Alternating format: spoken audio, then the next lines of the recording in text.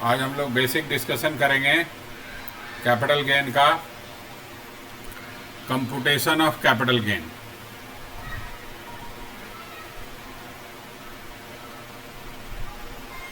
Computation of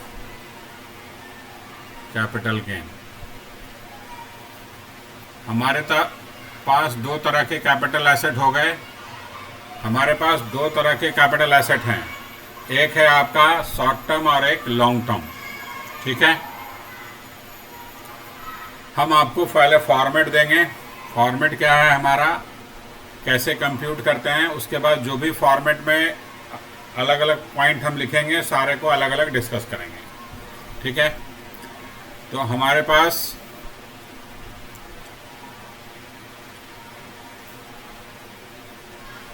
computation of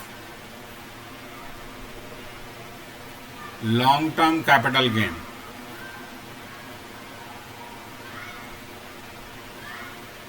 long term capital gain कब होगा,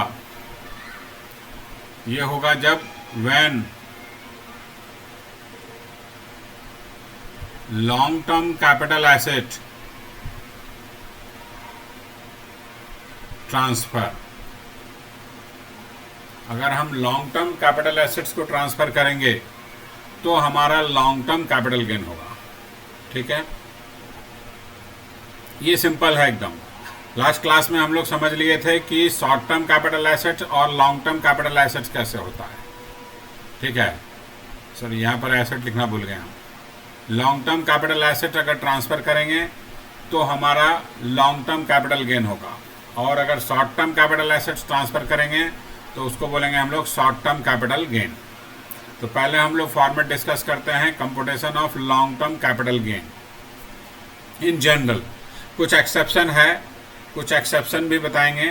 ठीक है, वो बाद में बताएंगे, लेकिन पहले हम लोग जनरल बात कर रहे हैं कि लॉन्ग टर्म कैपिटल गेन कैसे निकलता है अगर कोई लॉन्ग टर्म कैपिटल एसेट। तो लॉन्ग टर्म कैपिटल एसेट कैसे होता है ये हम लोग कल समझे थे, होल्डिंग पीरियड के हिसाब से।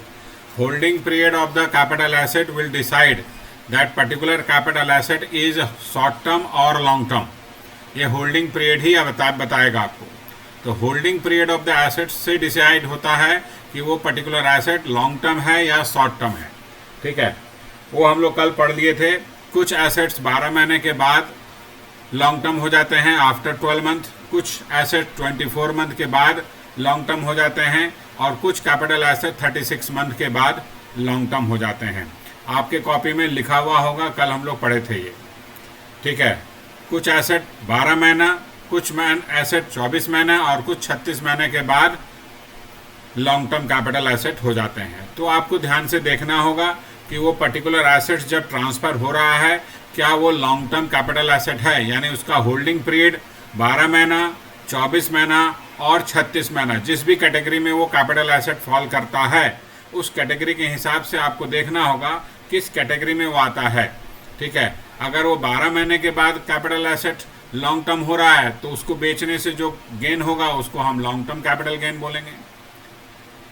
ठीक है, अगर वो कैपिटल एसेट 24 महीने के बाद लॉन्ग टर्म होगा तो, और अगर उसको हम जब बेच रहे हैं उस समय 24 महीने से ऊपर हो गया है ऑलरेडी, होल्डिंग पीरियड 24 मंथ से ज़्यादा है, तो उसको हम लॉन्ग टर्म कैपिटल गेन बोलेंगे। तो आपको ध्यान से समझना है कि कौन सा आइटम कहाँ जाके लॉन्ग टर्म होगा। पहले ये कंप्यूटेशन हम लोग समझ लेते हैं। फॉर्मेट जस्ट मैं आपको बता रहा हूँ, ठीक है, और कुछ नहीं।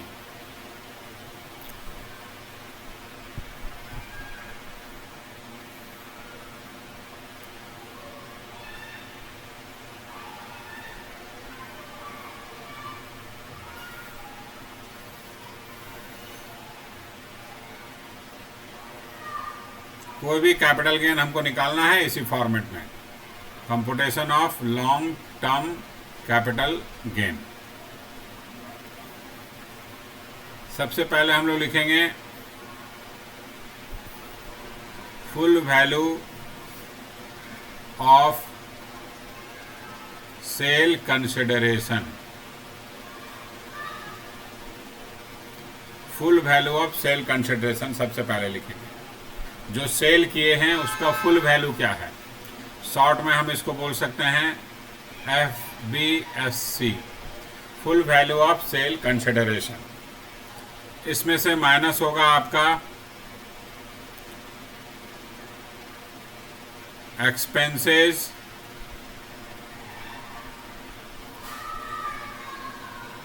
Related to cell. जब हम ट्रांसफ़र कर रहे हैं कैपिटल एसेट्स, तो उसको ट्रांसफ़र करने से रिलेटेड जो भी खर्च हो रहा है वो क्वेश्चन में दिया रहेगा।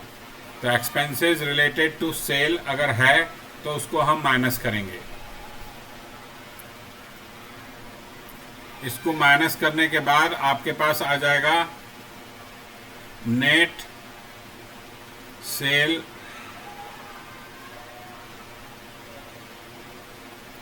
कंसिडरेशन। ठीक है, नेट सेल कंसिडरेशन ये आपका निकल गया। इतने में आपने नेट में बेचा उसको, क्योंकि जो बेचा ग्रॉस वैल्यू जो सेल का था उसमें से तो कुछ खर्च हो गया सेलिंग एक्सपेंसेस के रूप में। सेल करने से रिलेटेड खर्च यानी क्या हो गया, सेलिंग एक्सपेंसेस के रूप में। तो जो बचा वो आपका नेट सेल कंसिडरेशन आया। अब इसको हम कंपेयर करेंगे।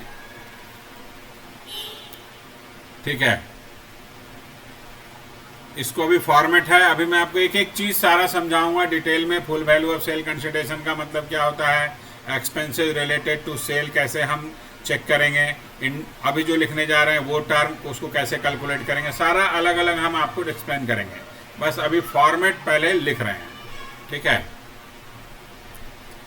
Index cost of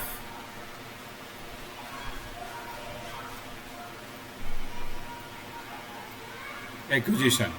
index cost of acquisition हम यहाँ पर लिखेंगे, या डायरेक्ट आप माइनस भी कर सकते हो। ठीक है, इसको डायरेक्ट हम यहाँ से माइनस कर देते हैं और फिर इंडेक्स कॉस्ट ऑफ इम्प्रूवमेंट।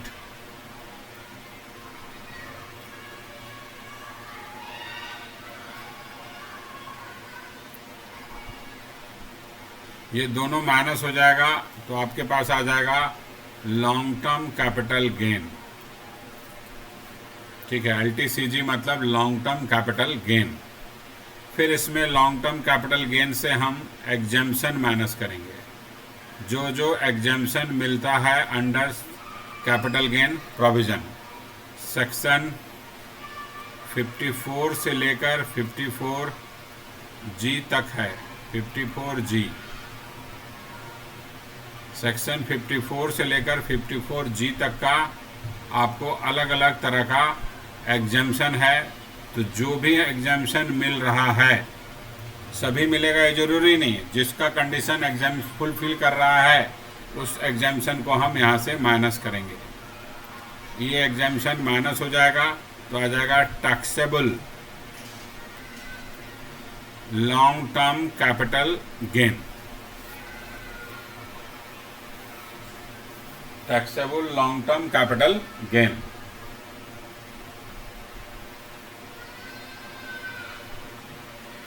ठीक है, तो computation of long term gain का एक छोटा सा प्रोविजन है, मैंने कैलकुलेशन ज़्यादा बड़ा नहीं है, बेसिक है कि अगर आपको क्वेश्चन समझ में आ गया तो कैपिटल गेन निकालने में हार्डली 5 to 10 मिनट्स, बहुत ज़्यादा टाइम लगेगा तो 10 मिनट, उससे ज़्यादा नहीं। अगर आपको क्वेश्चन नहीं समझ में आया तो अलग मैटर है। ठीक है, बहुत ज़्यादा टाइम लगेगा long term capital gain calculate करने में, तो हार्डली 10 मिनट्स। ये फॉर्मेट है आपका लॉन्ग टर्म कैपिटल गेन, या ये निकल गया आपका। ठीक है, ये इस तरह से निकलेगा आपका long term capital gain.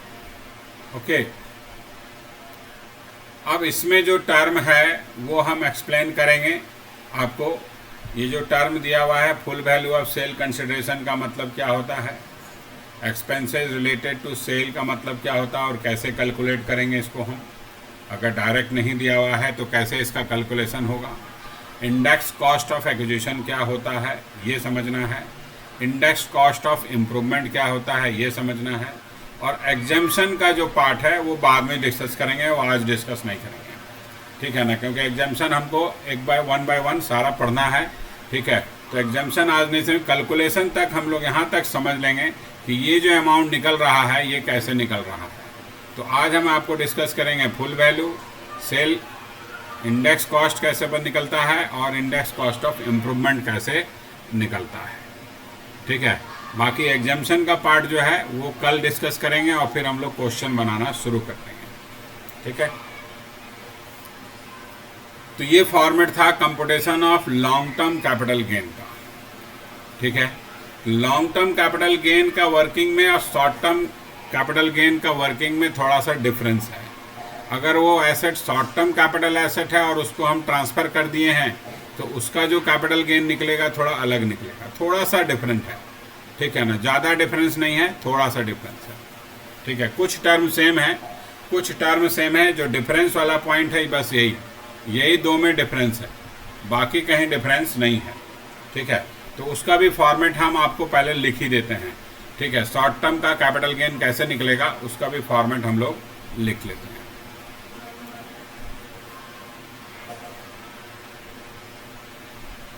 Computation of short term capital gain, STCG का मतलब शॉर्ट टर्म कैपिटल गेन। अगर शॉर्ट टर्म कैपिटल एसेट है तो ऑब्वियसली हमारा शॉर्ट टर्म कैपिटल गेन होगा। अगर होल्डिंग पीरियड जब निकाले उसका हम और देखे तो पता लग रहा है कि वो अभी होल्डिंग पीरियड के हिसाब से वो शॉर्ट टर्म एसेट है, तो शॉर्ट टर्म कैपिटल गेन कम होगा when short term capital asset, when short term capital assets transfer. जब हम शॉर्ट टर्म कैपिटल एसेट्स को ट्रांसफर करेंगे तो हमारे पास आएगा शॉर्ट टर्म कैपिटल गेन।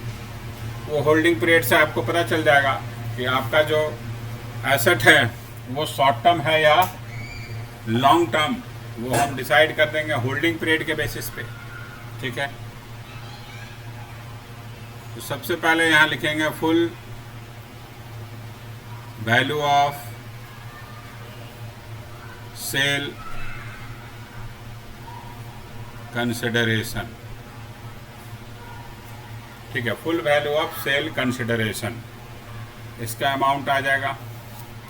इसमें से माइनस कर देंगे, लेस करेंगे सेल करने से रिलेटेड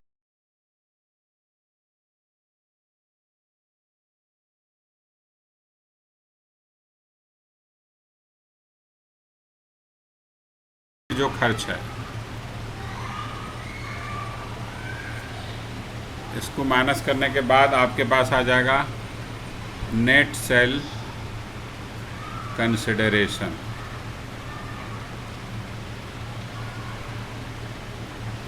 ठीक है, अब फिर माइनस हो जाएगा इसमें से हमारा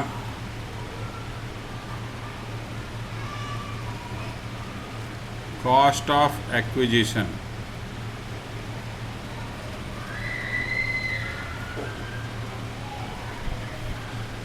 फिर कॉस्ट ऑफ इम्प्रूवमेंट,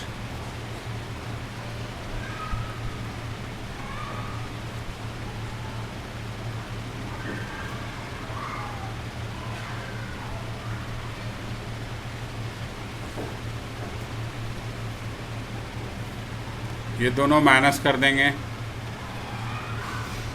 तो आपके पास आ जाएगा शॉर्ट टर्म कैपिटल गेन। अच्छा, गेन पॉजिटिव नेगेटिव दोनों हो सकता है।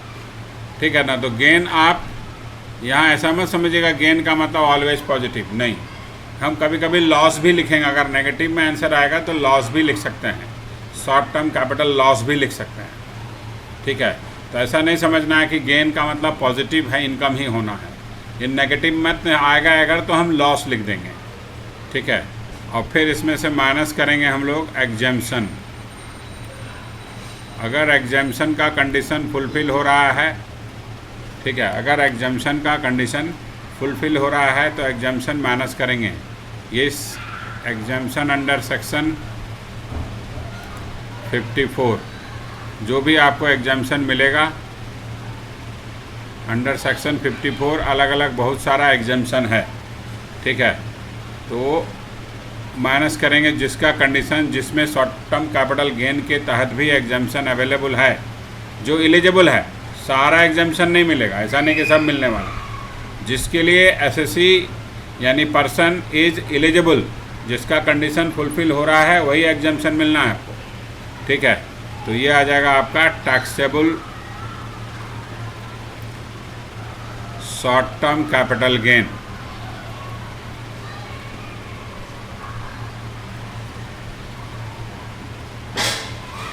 Taxable short term capital gain, ठीक है। तो ये आपका आ गया, क्या बोलते हैं उसको, शॉर्ट टर्म कैपिटल गेन का वर्किंग हो गया। अब आप ध्यान से देखिए तो कुछ फ़र्क ज़्यादा नहीं है, जो मैंने आपको बोला पहले ही कि ज़्यादा फर्क नहीं है। लिख लिए,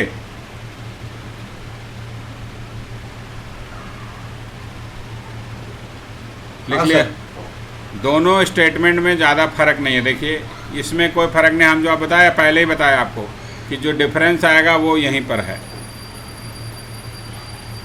बाकी सेम है। आप मिला के देख लीजिए अपना कॉपी में, जो डिफरेंस है यही है। यहाँ इंडेक्स हमने नहीं लिखा, वहाँ दोनों में इंडेक्स लिखा हुआ है, ठीक है। क्लियर?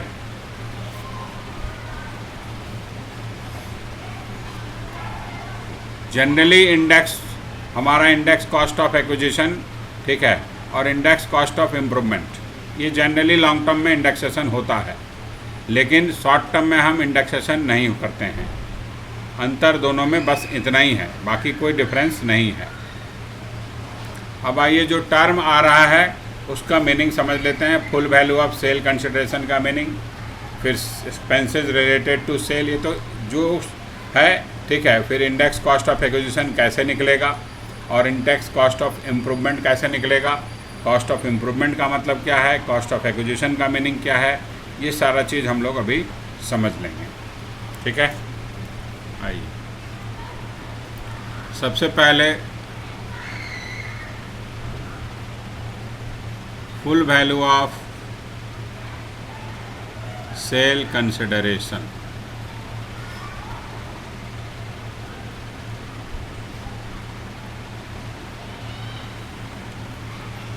ठीक है, full value of sale consideration यानी इसका मतलब होता है सिंपल सा ग्रॉस सेल वैल्यू, यानी एक्चुअल में हमने जितने में उस प्रॉपर्टी को सेल किया, उस कैपिटल एसेट्स को एक्चुअल में जितने में सेल किया, सेल करने से रिलेटेड जो खर्चा था उसको माइनस किए बगैर, हम उसको माइनस नहीं किए हैं अभी। एक्चुअल में जितने में वो सेल हुआ यानी ग्रॉस सेल वैल्यू, सेल करने से रिलेटेड खर्च अभी माइनस नहीं हुआ है, ठीक है। तो एक्चुअल सेल वैल्यू, ठीक है, एक्चुअल सेल यानी ग्रॉस सेल वैल्यू, ठीक है। लेकिन थोड़ा सा डिफरेंट है, ये थोड़ा अभी हम लोग समझ लेंगे। Gross sale value, gross sale value हम इसको बोल सकते हैं gross sale value of the capital asset.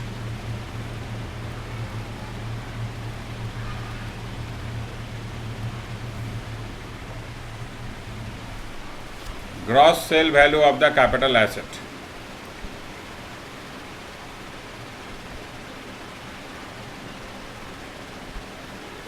तो ये full value of sale consideration निकालने के लिए हमको थोड़ा समझना होगा। फॉर दो रूल है इसमें अलग अलग। तो फॉर इमूवेबल प्रॉपर्टी,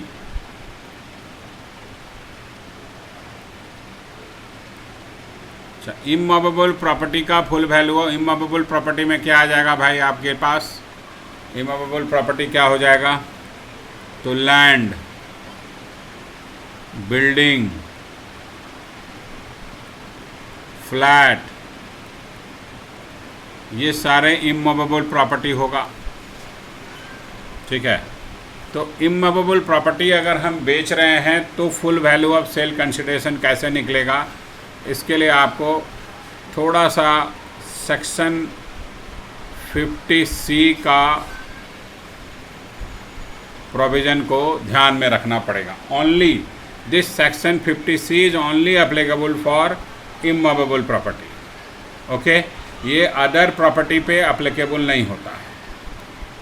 अब सेक्शन 50C क्या बोलता है, थोड़ा ये प्रोविज़न समझना होगा। Full value of sale consideration, अगर हम कोई इमूवेबल प्रॉपर्टी सेल किए हैं, ट्रांसफ़र किए हैं, तो full value of sale consideration क्या होगा, ये सेक्शन 50C का प्रोविज़न थोड़ा हमको समझना होगा, ठीक है।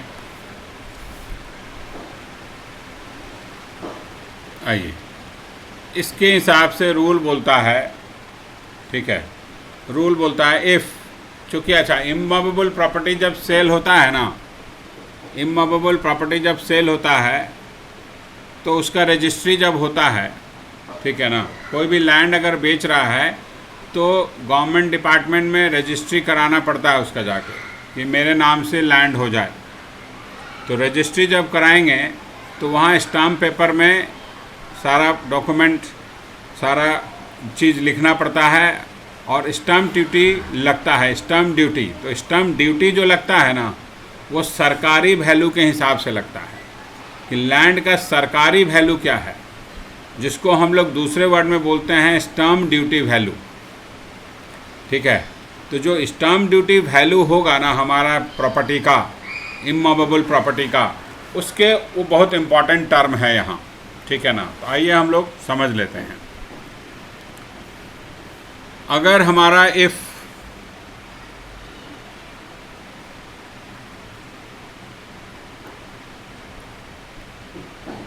Actual sale consideration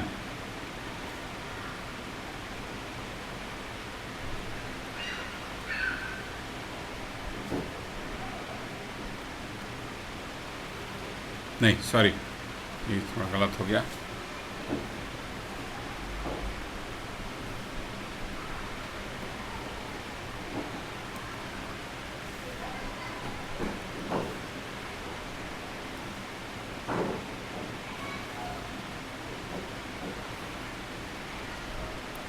If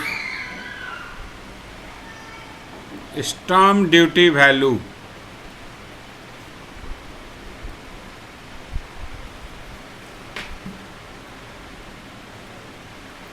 if stamp duty value of the property is more than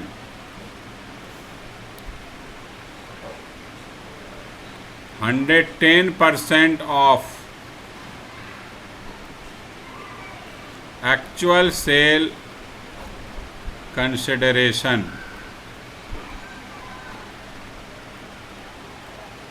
अगर सिचुएशन ये है कि stamp duty value actual sale consideration के 110% से भी ज़्यादा है, ठीक है। अगर stamp duty value actual sale consideration के 110% से भी ज़्यादा है, ठीक है, तो इस केस में हमारा, इस सिचुएशन में हमारा full value of sale consideration is stamp duty value. जो स्टाम्प ड्यूटी वैल्यू होगा उसी को हम full value of sale consideration मान लेंगे। अगर स्टाम्प ड्यूटी वैल्यू ज़्यादा है, more than 110% of actual sale consideration,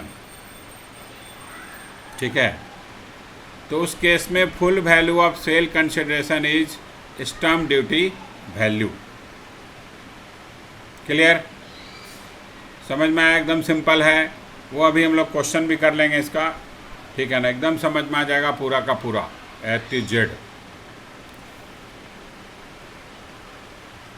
दूसरा point,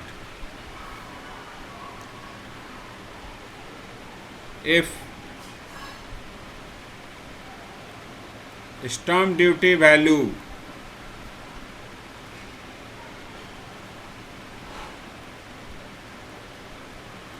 of the property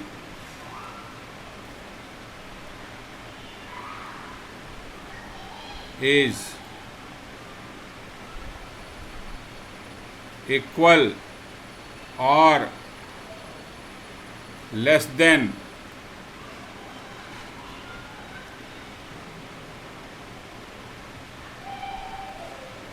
110% of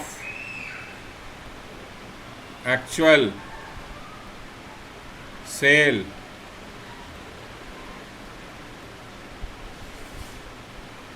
consideration. If stamp duty value of the property is equal or less than 110% of actual sale consideration, यानी actual sale consideration जो है उसके 110% से कम है या उसके बराबर है, ठीक है। तो इस केस में आपका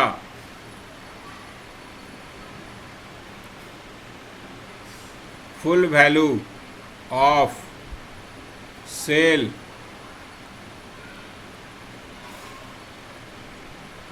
consideration is actual sale consideration. तो उस केस में जो एक्चुअल सेल वैल्यू है उसी को हम full value of sale consideration लेंगे for computation of capital gain. ये जो हम लोग समझ रहे हैं कंप्यूटेशन ऑफ कैपिटल गेन से रिलेटेड है।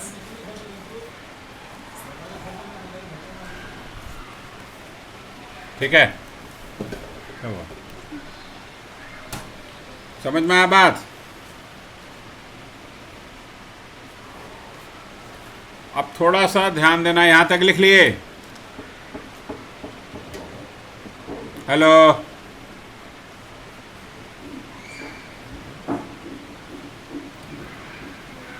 हाँ सर। चलो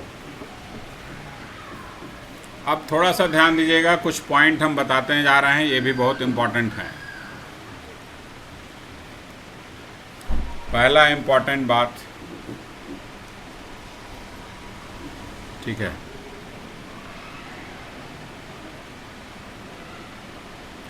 स्टैम्प ड्यूटी वैल्यू हम किस डेट का लेंगे? Stamp duty value on the agreement date का लेंगे।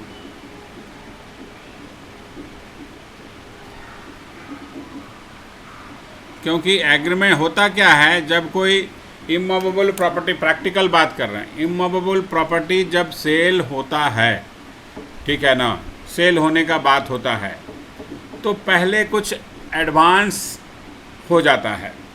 तो एडवांस उस डेट में होता है जब एग्रीमेंट बन गया दोनों पार्टी के बीच में कि हाँ एग्रीमेंट बना लेते हैं कि 10 लाख में आपका ज़मीन हम खरीदेंगे। सेल करने वाला और ख़रीदने वाला आपस में एक एग्रीमेंट बना लेता है कि 10 लाख टोटल वैल्यू है, उसमें से 1 लाख रुपया अभी आपको देना होगा आज जिस दिन एग्रीमेंट बन रहा है एज एडवांस, और बाकी पैसा मान लो उसमें लिख दिया कि 1 महीना के अंदर आपको देना पड़ेगा, ठीक है। और जब सारा पेमेंट आप कर दीजिएगा तो फिर हम रजिस्ट्री करेंगे, ठीक है, समझ गए बात?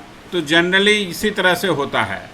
तो इसीलिए ये पॉइंट ध्यान में रख करके ये प्रोविज़न को बनाया गया है कि स्टैम्प ड्यूटी वैल्यू जो लेना है एग्रीमेंट डेट का लेना है, रजिस्ट्री डेट का नहीं, इन जनरल, ठीक है ना।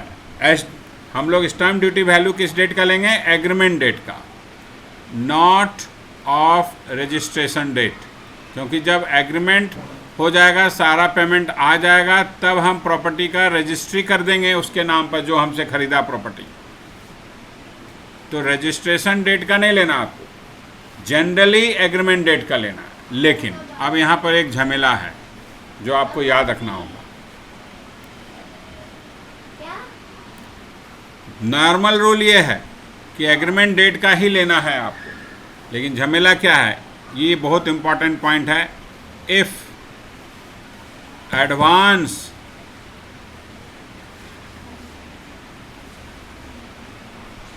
received in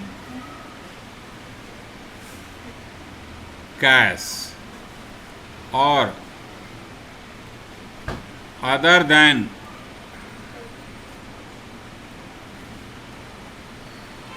account pay cheque. आपको कैश में मिल रहा है या अकाउंट पे चेक में नहीं मिल रहा, अदर देन हम लिखे हैं। किसी और नॉर्मल चेक काट कर दे दिया, बियरर चेक, सेल्फ चेक काट के दे दिया, अकाउंट पे ही नहीं दिया आपको, तो उसको हम कैश ही मानते हैं। अगर वो चेक में अकाउंट पे ही नहीं लिखा हुआ है, अकाउंट पे ही चेक नहीं बनाया गया है, तो उसको हम कैश ही मानते हैं, कैश के बराबर ही। नॉर्मल चेक में साइन करके दे दिया, कुछ नहीं लिखा है, अकाउंट पे ही क्रॉस भी नहीं किया, ठीक है ना, तो इसको हम कैश मानेंगे। तो अगर एडवांस जो रिसीव हो रहा है on agreement date, if advance received in cash और अदर देन अकाउंट पे चेक, तो इस सिचुएशन में अगर ऐसा क्वेश्चन में लिखा है कि एडवांस जो है वो चेक से नहीं रिसीव किया था, मैंने अकाउंट पे चेक से नहीं किया था, कैश में दिया गया उसको एडवांस, तो इस सिचुएशन में हम स्टैम्प ड्यूटी वैल्यू जो हम कंसिडर करेंगे full value of sale consideration निकालने के लिए, stamp duty value taken as on registration date.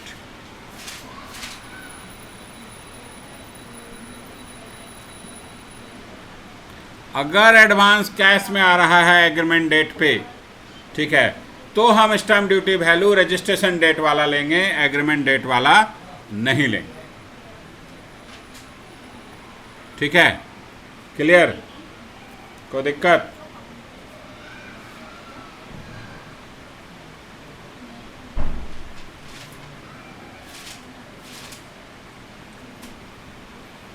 हाँ जी,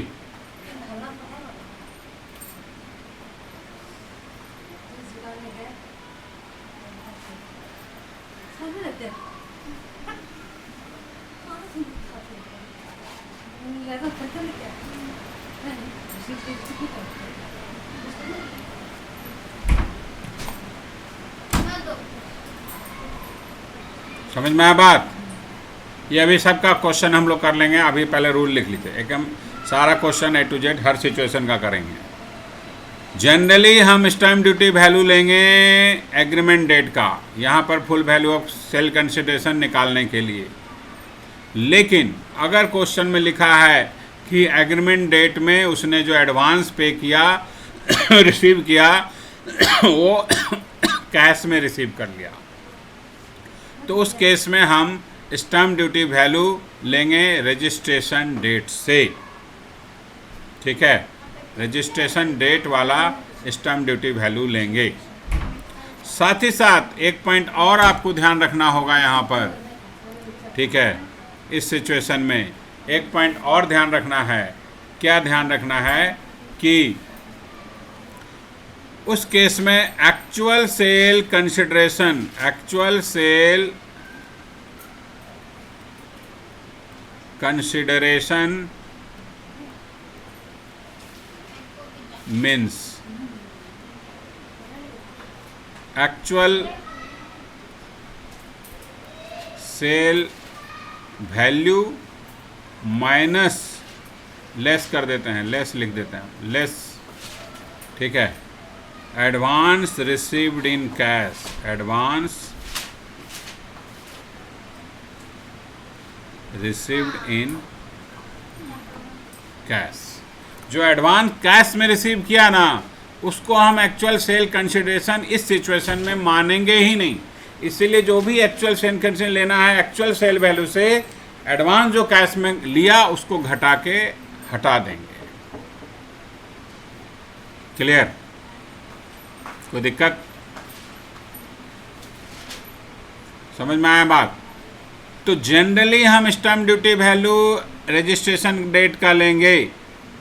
अगर कुछ नहीं लिखा है क्वेश्चन में, एडवांस में कुछ नहीं बात किया, ठीक है, तो हम रजिस्ट्रेशन डेट का लेंगे stamp duty value, sorry agreement date का लेंगे, stamp duty value agreement date का लेंगे। लेकिन अगर क्वेश्चन में लिखा कि एडवांस जो है रिसीव्ड बाय द ट्रांसफरर, जो प्रॉपर्टी ट्रांसफ़र कर रहा है, ठीक है,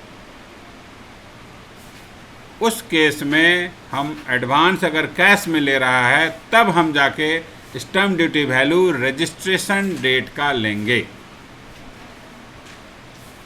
ठीक है, समझ में आया बात।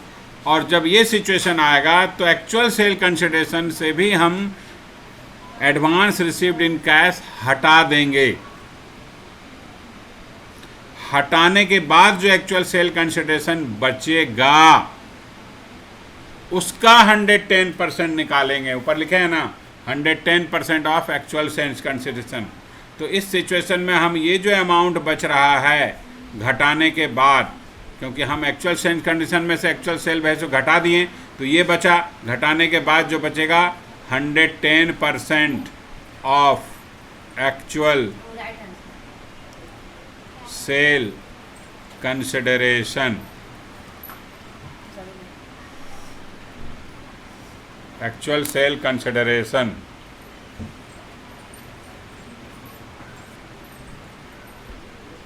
ये कैसे निकलेगा अगर हम पूरा वर्किंग कर दें इसका? तो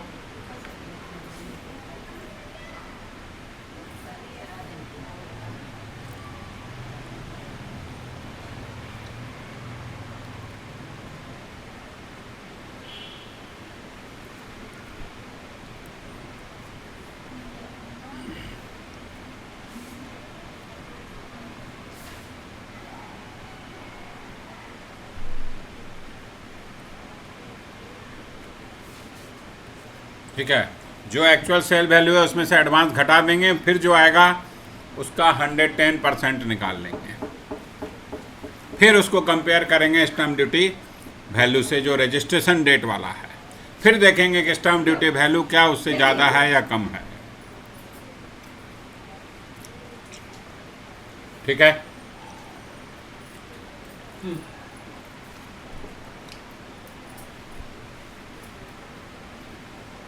समझ में आया बात? कोई दिक्कत? अभी क्वेश्चन करेंगे इसका तुरंत। ये बहुत इंपॉर्टेंट पॉइंट है और इमूवेबल प्रॉपर्टी का जो क्वेश्चन है एग्जाम में ज़्यादा पूछता है इंटर लेवल में। ठीक है, तो ये हम लोग इमूवेबल प्रॉपर्टी से रिलेटेड जब वर्किंग करेंगे कैपिटल गेन का, तो फुल वैल्यू सेल कंसिडरेशन निकालते समय ये रूल आपको ज़रूर याद रखना पड़ेगा। ठीक है, ये बहुत इंपॉर्टेंट रूल है इमूवेबल प्रॉपर्टी से रिलेटेड।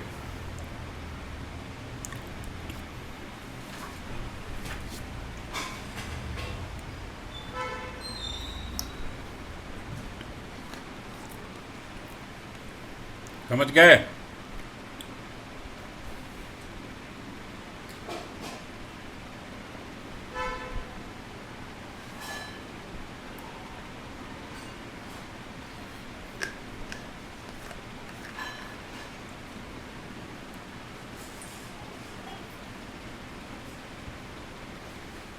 क्लियर? लिख लिया यहाँ तक जी?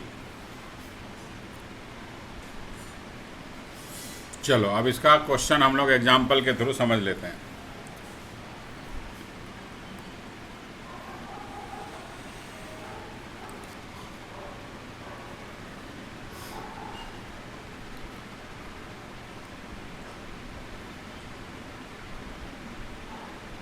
Stamp duty value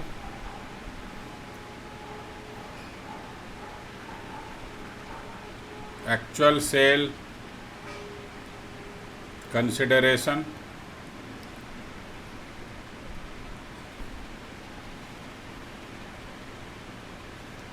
advance received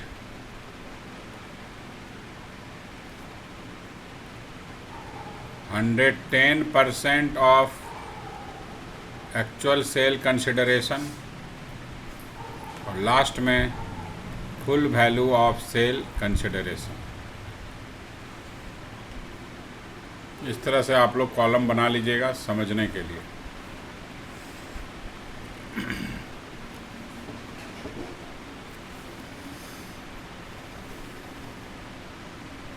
पहला सिचुएशन,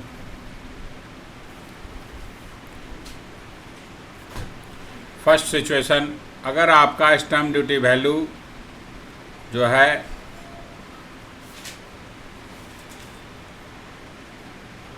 15 लाख है,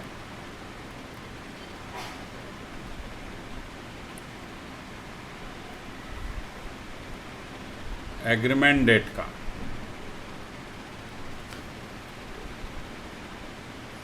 actual sale consideration suppose 12 lakh है,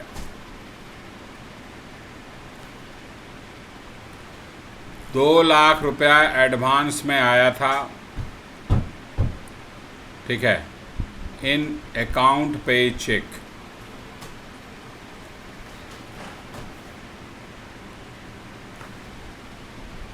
ये आपको क्वेश्चन में दिया है।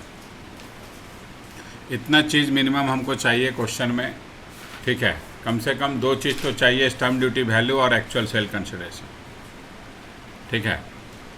अब एडवांस देखिए आया है आपका 2 लाख रुपया, वो भी अकाउंट पे चेक में आया है, कैश में नहीं आया है। तो इसका मतलब हम stamp duty value agreement date वाला लेंगे। अगर मान लो क्वेश्चन में दिया भी रहता कि नहीं 16 लाख है आपका रजिस्ट्रेशन डेट का, ये दिया हुआ भी है सपोज क्वेश्चन में, तो भी हम इसको इग्नोर करेंगे for computation of capital gain, ठीक है। Full value of sale consideration निकालने के लिए हम इसको इग्नोर कर देंगे। जब हम कैपिटल गेन के लिए full value of sale consideration निकाल रहे हैं तो 16 लाख से हमको मतलब नहीं है, रजिस्ट्रेशन डेट का है ये, रजिस्ट्रेशन डेट का है ये स्टैम्प ड्यूटी वैल्यू, लेकिन चूंकि एडवांस अकाउंट पे ही चेक में आया है तो हमको इससे मतलब नहीं है, हमको एग्रीमेंट डेट का एडवांस से स्टैम्प ड्यूटी वैल्यू से मतलब है, ठीक है। अब हमारे पास अमाउंट है 12 लाख रुपया, ठीक है, 12 लाख रुपया है हमारे पास। ये 12 लाख रुपया जो एक्चुअल सेल कंसिडरेशन दिया हुआ है इसका 110% निकालिए आप, 110% 12 लाख का, तो 110% निकालो, 110% ऑफ 12 लाख,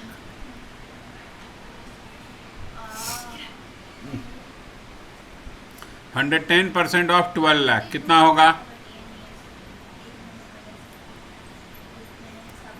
13,20,000। ये आया 110% ऑफ 12 लाख,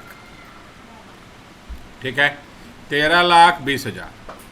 अब देखिए 110% ऑफ एक्चुअल सेल कंसिडरेशन इस 13,20,000 और stamp duty value agreement date का कितना है 15 लाख, तो स्टैम्प ड्यूटी वैल्यू ज़्यादा है 110% से। तो अभी हम लोग रूल क्या पढ़े थे देख लेते हैं, ऊपर रिवाइज कर लेते हैं कि अगर स्टैम्प ड्यूटी वैल्यू ज़्यादा है मोर देन किससे, 110% ऑफ एक्चुअल सेल कंसिडरेशन से, अगर ज़्यादा है तो उस केस में full value of sale consideration क्या माना जाएगा, तो स्टैम्प ड्यूटी वैल्यू ही माना जाएगा, ठीक है। तो हमारे सिचुएशन में सेम चीज़ लग रहा है कि स्टैम्प ड्यूटी 15 लाख है और 110% एक 13,20,000 ही बन रहा है, तो ऑब्वियसली 15 लाख 13,20,000 से बड़ा है, तो हमारा full value of sale consideration इस सिचुएशन में होगा 15 लाख रुपये, ठीक है। इस सिचुएशन में हमारा full value of sale consideration जो होगा वो 15 लाख होगा,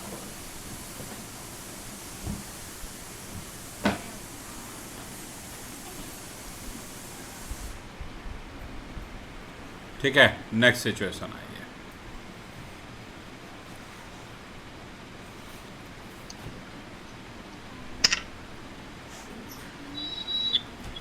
$18 लाख एग्रीमेंट डेट का, 20 लाख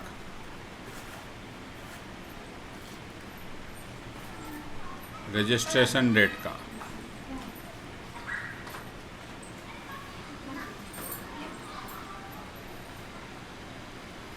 ठीक है।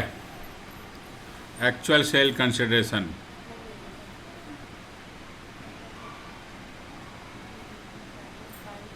17 lakh advance 5 lakh in account पे चेक।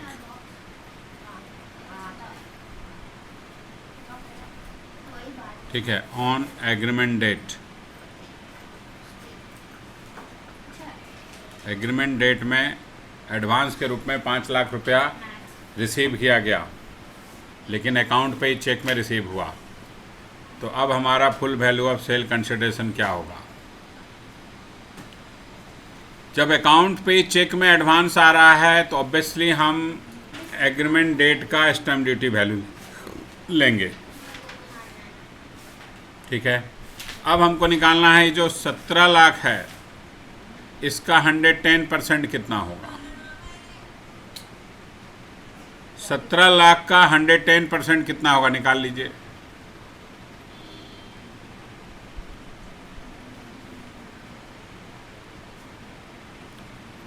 हंड्रेड 10% ऑफ 17 लाख कितना आ जाएगा? 18,70,000। अब 18,70,000 और यहाँ स्टैम्प ड्यूटी वैल्यू 18 लाख हमको लेना है, रजिस्ट्री डेट वाला नहीं लेना है।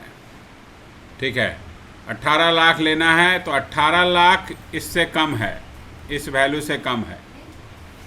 ठीक है, तो रूल क्या बोलता है कि अगर स्टैम्प ड्यूटी वैल्यू ज़्यादा नहीं है, ठीक है, बराबर है या कम है, तो उस केस में full value of sale consideration क्या होगा? रूल क्या लिखे थे हम लोग कि stamp duty value of the property is equal और लेस देन, कम है, तो उस केस में full value of sale consideration क्या होगा? एक्चुअल सेल कंसिडरेशन ही। ठीक है, तो आ जाते हैं हम लोग। तो यहाँ कम है तो इसका मतलब full value of sale consideration क्या होगा? एक्चुअल सेल कंसिडरेशन कितना है? 17 लाख। तो एक्चुअल सेल कंसिडरेशन हम लेंगे 17 लाख।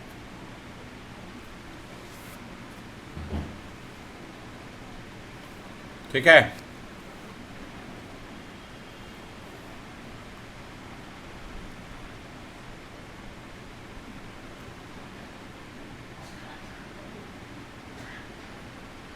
तीन नंबर।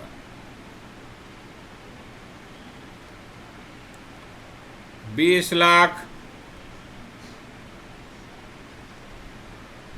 एग्रीमेंट के समय, 21 लाख आपका रजिस्ट्री के समय। Actual sale consideration 19 lakh. Advance ₹3 lakh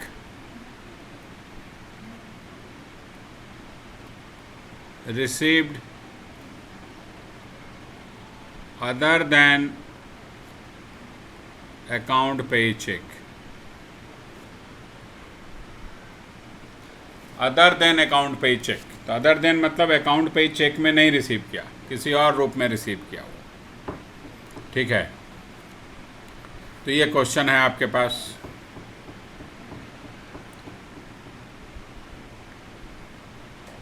तो इसका मतलब ये हुआ कि अगर वो अकाउंट पे चेक में एडवांस नहीं रिसीव किया तो इसका मतलब हम क्या मानेंगे? कैश में रिसीव किया। ठीक है, तो कैश में अगर रिसीव कर रहा है, ठीक है, अकाउंट पे चेक में रिसीव नहीं कर रहा है, ठीक है, तो उस केस में अब हमारा क्या लेना है? जो ऊपर हम लोग रूल लिखे थे अलग से,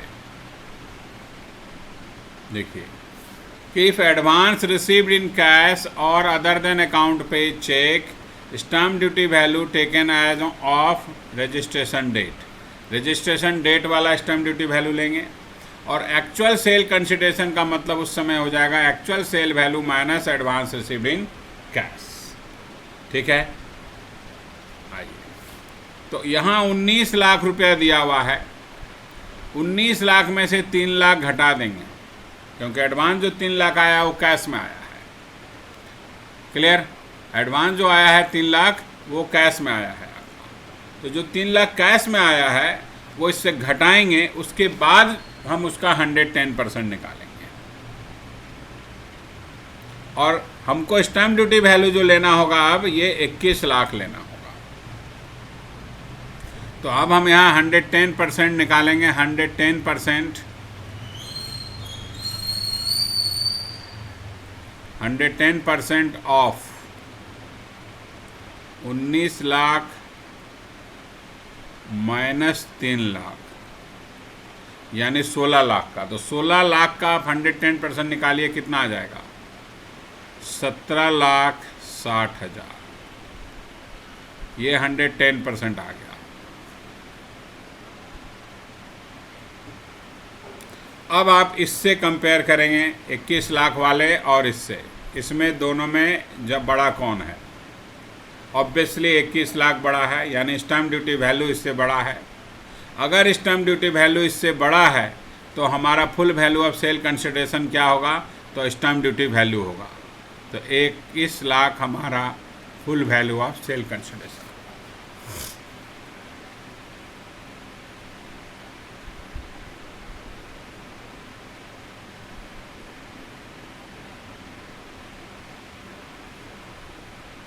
ठीक है, कोई दिक्कत? समझ में आया बात?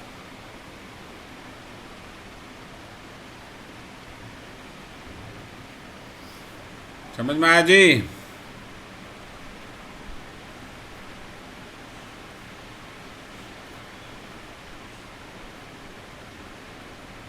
तो स्टैम्प ड्यूटी वैल्यू अगर एडवांस कैश में आया है तो रजिस्ट्रेशन डेट का लेना है, अगर ऐसा नहीं है तो हम एग्रीमेंट डेट का लेंगे। सिंपल सा बात, ये आपको याद रखना है कि अगर एडवांस कैश में आया है तो हम एग्रीमेंट डेट का लेंगे, सॉरी रजिस्ट्रेशन डेट का लेंगे।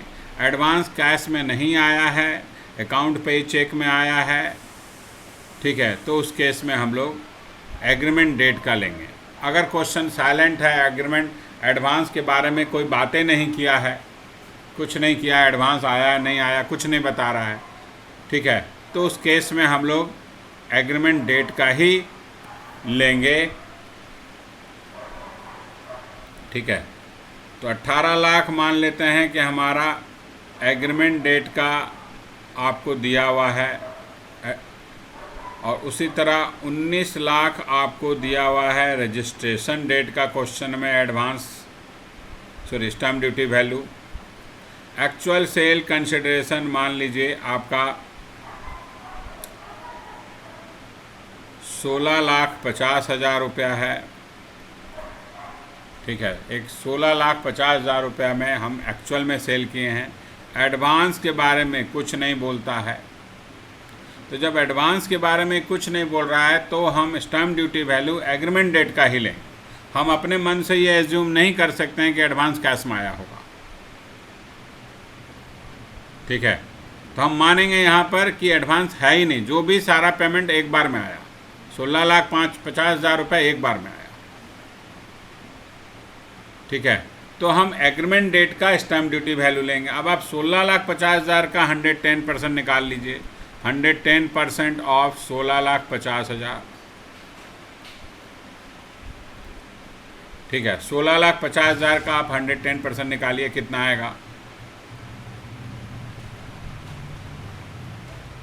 कितना आएगा जी?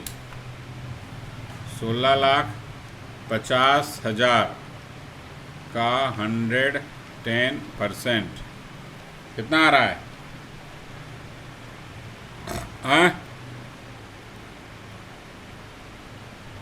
18,15,000 रुपया। अब आप एग्रीमेंट डेट का जो स्टैम्प ड्यूटी वैल्यू है और इससे कंपेयर कीजिए, क्या स्टैम्प ड्यूटी वैल्यू बड़ा है? तो आंसर है नहीं, स्टैम्प ड्यूटी वैल्यू बड़ा नहीं है। तो जब बड़ा नहीं है यानी ज़्यादा नहीं है इससे, तो इसका मतलब ये हुआ कि हमारा full value of sale consideration 16,50,000 होगा, यानी एक्चुअल सेल कंसिडरेशन जो है वही आपका full value of sale consideration होगा।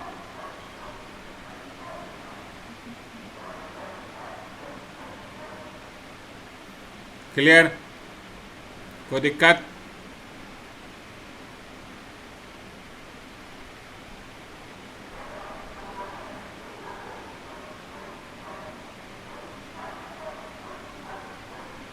कोई दिक्कत जी? लिख लिया?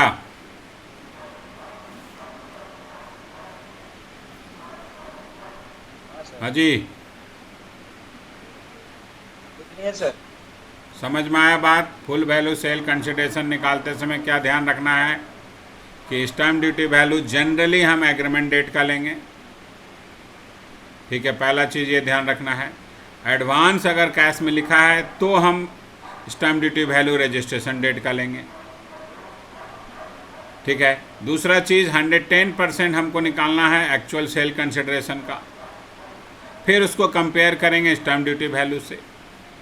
अगर स्टैम्प ड्यूटी वैल्यू 110% से भी ज़्यादा है, 110% ऑफ एक्चुअल सेल कंसिडरेशन से भी ज़्यादा है स्टैम्प ड्यूटी वैल्यू, तो स्टैम्प ड्यूटी वैल्यू ही हो जाएगा हमारा full value of sale consideration. और अगर कम है तो उस केस में एक्चुअल सेल कंसिडरेशन जो होगा वो होगा हमारा full value of sale consideration. Clear? Advance अगर कैश में है तो रजिस्ट्रेशन डेट का है, हमको स्टैम्प ड्यूटी वैल्यू से कंपेयर करना है, ये याद रखना है। तो ये पहला पॉइंट था कि full value of sale consideration हम कैसे निकालेंगे। ठीक है, तो हम लोग पहला पॉइंट इसमें पढ़े कि अगर इमूवेबल प्रॉपर्टी सेल हो रहा है तो सेक्शन 50C अप्लीकेबल होगा। सेक्शन 50C के हिसाब से full value of sale consideration आपको निकालना पड़ेगा। इमूवेबल प्रॉपर्टी का मतलब लैंड, बिल्डिंग, फ्लैट वगैरह कुछ भी बेच रहे हैं, इस तरह का इमूवेबल प्रॉपर्टी। ठीक है, तो उस पर सेक्शन 50C के बेसिस पे आपको full value of sale consideration calculate करना पड़ेगा। क्लियर? तो ये हम लोग पढ़ लिए। अब मान लीजिए प्रॉपर्टी इमूवेबल प्रॉपर्टी नहीं है, अदर देन इमूवेबल प्रॉपर्टी, तो full value of sale consideration कैसे निकालेंगे हम? In case of other property, in case of other property. Other property का मतलब other than immovable, other than immovable.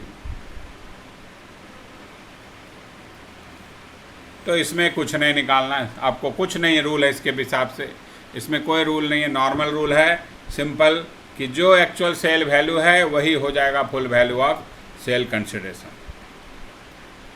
Simple है, actual sale value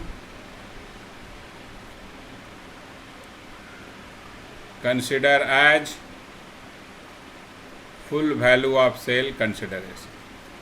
तो जो actual sale value है वही होगा आपका full value of sale consideration इस केस में। अगर वो इमूवेबल प्रॉपर्टी नहीं है तो जितने में हमने बेचा वही उसका full value of sale consideration. किसी से कंपेयर कुछ नहीं करना आपको। ठीक है, तो हम लोग full value of sale consideration समझ लिए कैसे निकलता है। अब आइए नेक्स्ट पार्ट है एक्सपेंसेस।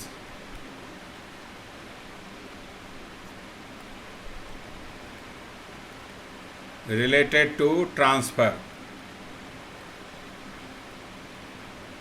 और sale of capital asset.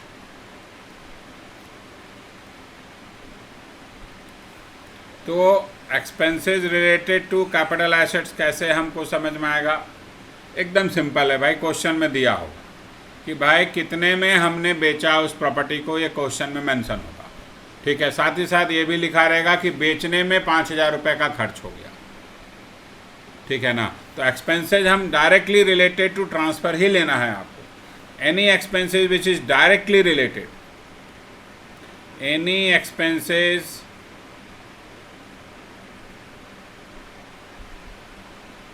which is directly related, ठीक है, directly related to transfer of capital asset, यानी जो कैपिटल एसेट सेल कर रहे हैं डायरेक्टली उससे रिलेटेड है। ठीक है, उसी को हम लेंगे। समझ गए बात? तो इसमें क्या क्या हो सकता है एग्जाम्पल, जैसे कि क्वेश्चन में दिया हुआ है, मान लीजिए सेलिंग एक्सपेंसेस, हम साफ साफ लिखा है सेलिंग एक्सपेंसेस, ठीक है, रिलेटेड टू कैपिटल एसेट, मतलब transfer of capital asset, sorry, transfer to capital asset. एक ये एग्जाम्पल। दूसरा हो सकता है, क्वेश्चन में लिखा रहेगा कि ब्रोकरेज हमने दिया, पे किया, ब्रोकरेज पेड, ठीक है, ब्रोकरेज पेड कर दिया, लिख दिया on transfer of capital asset. हमने ब्रोकरेज पे किया, ब्रोकर जो बीच में था उसको सेल किया प्रॉपर्टी मेरा वो, तो उसको हमने कमीशन पे किया। Brokerage paid on transfer of capital asset, ठीक है। किसी भी तरह का कैपिटल एसेट, कोई भी कैपिटल एसेट हो, land, building, shares, mutual fund, यूनिटीआई, any type of capital asset, jewellery, कुछ भी बेच रहे हैं, अगर हम ब्रोकरेज या कोई भी सेलिंग एक्सपेंसेस इंकर्ड हो रहा है उस सेल को करने से रिलेटेड, वो आपको माइनस करना है। तो ब्रोकरेज वगैरह ना कभी कभी क्या करता है, लोग रेट में दे देगा, अमाउंट नहीं दिया है, तो अमाउंट दे दिया है तब तो कोई दिक्कत नहीं है। अगर रेट दे देगा, if rate of brokerage is given, ये ध्यान रखना होगा आपको, इफ रेट ऑफ ब्रोकरेज दे दिया है, ठीक है, तो इस केस में हम कैसे निकालेंगे खर्चा, यानी ब्रोकरेज का अमाउंट कैसे निकलेगा। ब्रोकरेज इक्वल टू हो जाएगा एक्चुअल सेल कंसिडरेशन, जो एक्चुअल सेल कंसिडरेशन है ना उसको मल्टीप्लाई करेंगे रेट से, multiplied by rate of brokerage, ये ध्यान रखना होगा आपको। Full value of sale consideration से इसको कोई मतलब नहीं है, ये अलग वर्किंग है, ये अलग पैटर्न है। आपको ये नहीं देखना है कि अरे जितना full value of sale consideration निकले उसका ही हम निकाल लेंगे परसेंटेज, नहीं, गलत हो जाएगा। उसका लॉजिक है सिंपल। मान लीजिए कोई ब्रोकर रखा गया है लैंड को बेचने के लिए, ठीक है, लैंड का वैल्यू तय हुआ, एक्चुअल सेल कंसिडरेशन 20 लाख रुपया ब्रोकर के बिहाफ, ब्रोकर ने किसी परचेजर को लाया, ठीक है, और उससे वैल्यू जो मार्केट में फिक्स हुआ, मतलब लेन आपस में बात करके बायर और सेलर के बीच में कि 20 लाख में, और ब्रोकर भी वहीं प्रेजेंट था, ब्रोकर ने 20 लाख में वो प्रॉपर्टी मेरा बिकवाया, तो ब्रोकर को तो 20 ही लाख का ना कमीशन मिलेगा, ब्रोकर को कमीशन उसके एक्चुअल सेल कंसिडरेशन पे ही मिलना है, ठीक है। क्यों नहीं फुल वैल्यू ऑफ कंसिडरेशन, उससे ज़्यादा हम लिख रहे हैं for the computation of capital gain, ठीक है, लेकिन ब्रोकर को तो हम कमीशन एक्चुअल सेल पे ही देंगे ना। फुल वैल्यू मान लो 22 लाख लिखा गया, ठीक है, 22 लाख लिखना पड़ा हमको, क्योंकि हमारा एग्रीमेंट जो था उस डेट में हमारा स्टैम्प ड्यूटी वैल्यू 22 लाख से मान लो 23 लाख था, हाँ ठीक है 20 लाख, लेकिन कमीशन तो हम 20 लाख का ना दिए होंगे एक्चुअल में सेलर कितना कमीशन दिया होगा, 20 लाख का, क्योंकि तुम तो बोला था हम जितना में बिकवाएंगे उसका 2% लेंगे हम कमीशन, तो 20 लाख का ना 2% लेगा ब्रोकरेज कमीशन ब्रोकर। तो जितना एक्चुअल में कमीशन या ब्रोकरेज हम पे किए हैं ऑन सेल, उतना ही आपको माइनस करना है।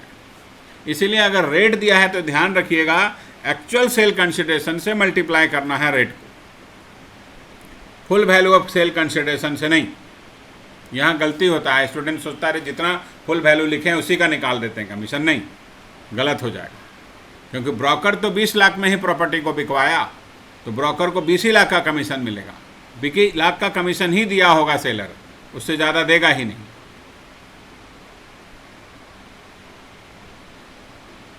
समझ में आया बात?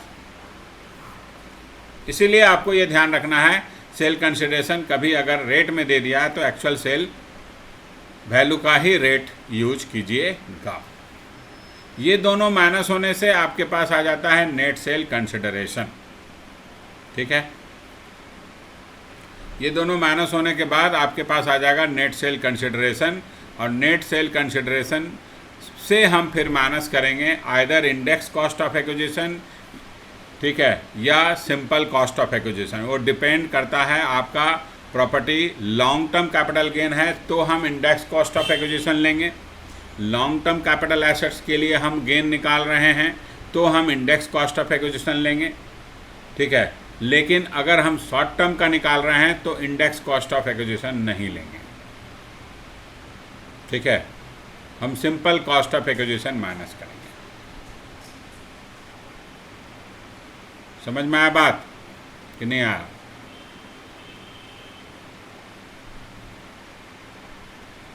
क्लियर? तो कॉस्ट ऑफ एक्विजिशन क्या होता है? अगर सिंपल सा बात अगर हम बोले भाई कॉस्ट ऑफ एक्विजिशन, एक्विजिशन का मतलब होता है किसी चीज़ को एक्वायर करना, खरीदना, परचेज करना, ठीक है, उसको बोलते हैं एक्वायर करना, ठीक है। तो एक्वायर करने का कॉस्ट यानी परचेज करने का खर्चा। परचेज कितने में किए? अगर हम कोई मशीन खरीद रहे हैं तो मशीन का परचेज कॉस्ट कितना, ठीक है। लैंड खरीद रहे हैं तो लैंड का परचेज कॉस्ट कितना, शेयर खरीद रहे हैं तो शेयर का परचेज कॉस्ट कितना,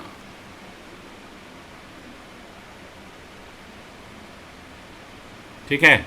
तो कॉस्ट ऑफ एक्विजिशन जनरल चीज़ है, कुछ ऐसा नहीं है कि नहीं समझ में आएगा, ठीक है ना। हम लैंड को खरीदे थे 5 लाख रुपए में, तो 5 लाख ही हो जाएगा हमारा कॉस्ट ऑफ एक्विजिशन, ठीक है। कॉस्ट ऑफ एक्विजिशन हम 5 ही लाख लेंगे। क्लियर? समझ में आया बात? तो कॉस्ट ऑफ एक्विजिशन आपको 5 लाख लेना होगा। इम्प्रूवमेंट क्या है ये समझते हैं, ये भी हम बताएंगे अभी डिटेल में। कॉस्ट ऑफ एक्विजिशन बहुत इंपॉर्टेंट है, ठीक है। कॉस्ट ऑफ एक्विजिशन डिटेल में, अभी जस्ट सिंपल आइडिया लेते हैं। इम्प्रूवमेंट का मतलब क्या? मान लीजिए हमने एक घर खरीदा 5 लाख रुपए में, सपोज 5 लाख रुपए में घर खरीद लिया। घर जो था उसमें एक ही रूम बना हुआ था, पूरा नहीं बना हुआ था, केवल एक रूम बना हुआ था और कुछ नहीं बना हुआ था। हमने उस घर को एक्वायर किया, तो कॉस्ट ऑफ एक्विजिशन तो वही होगा जितने में उस घर को हमने एक्वायर किया जिसमें एक रूम बना हुआ था। हमने क्या किया, एक्वायर करने के 4 साल के बाद, उस साल या उसी 4 साल के बाद हमने उसमें 2 रूम और बनाया। तो जो एडिशनल 2 रूम बनाया गया उस पे जो खर्च हुआ उसको बोलेंगे कॉस्ट ऑफ इम्प्रूवमेंट, ठीक है।